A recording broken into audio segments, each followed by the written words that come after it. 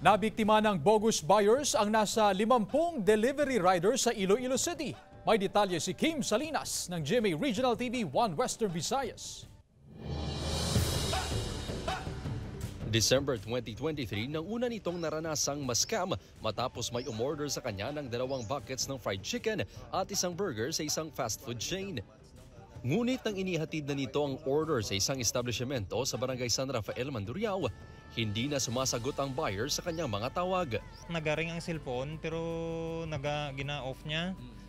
Tapos do kapila ko gimpangita ko ang black kag ang lot nga gimbutang niya sa address.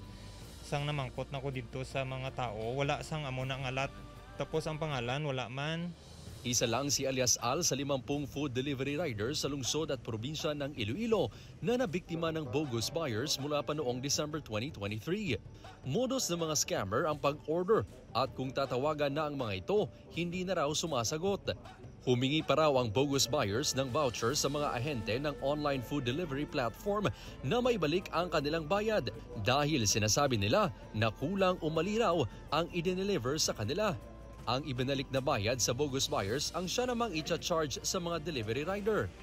Kung kisa mga 10 times ginatawagan namon or mga tunga na sa oras, amo na siya nga nag-report na kami sa dispatcher agent. Umabot na sa mahigit 100,000 piso ang halaga ng orders mula sa bogus buyers ayon sa mga delivery riders. Dahil dito, nagdesisyon na silang humingi ng tulong sa Regional Anti-Cybercrime Unit 6 upang matrace ang mga taong nasa likod ng pang-scam.